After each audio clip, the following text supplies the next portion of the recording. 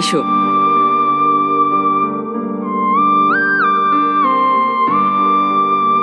এই এই ঘরে আমাকে থাকতে হবে?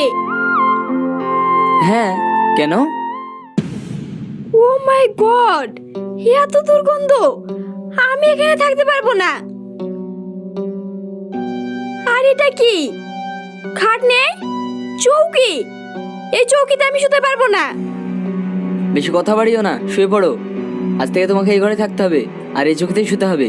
আর যদি না পারো তাহলে আমি তোমার আব্বাকে ফোন করে বলে দিচ্ছি তুমি থাকতে পারবে না, এসে নিয়ে যাবে। না না, ফোন করতে হবে না।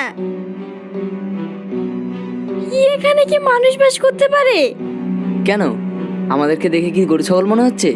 মুখে সোনা চামচ নিয়ে জন্মেছে তো, তাই এইসব কথাগুলো বেরোচ্ছে। এখন তো আর কিছু করার নেই, ভাবো এটাই তোমার রাজপ্রাসাদ।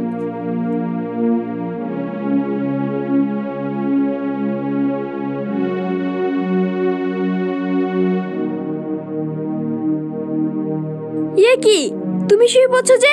আমি কোথায় শুবো? কেন আমার সাথে? কি? আমি তোমার সাথে শুবো? অসম্ভব! শিগগিরই তুমি এখান থেকে বেরিয়ে যাও। তোমার অসুবিধা হলে তুমি বেরিয়ে যাও। আমি রোজ এখানেই শুই, আজকেও এখানেই শোবো। আর তুমি আমার সাথে শোবে।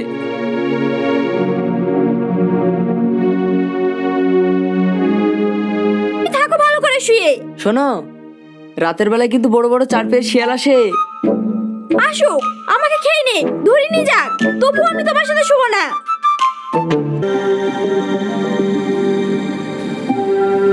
এই, গোসল করব, বাথরুম কোথায় দেখিয়ে দাও। এসব কি কি? কি কেস পড়েছে এসব? আর হাতে চুরি কোথায়? সেটা আমার ইচ্ছে, তোমার কি? শোনো, তোমার ইচ্ছাতে সবকিছু হবে না। এবারে এসব চলবে না। যাও শাড়ি চুরি পরে এসো। আমি ওসব শাড়ি চুরি পরতে পারবো না। কি বললে? পারবে না?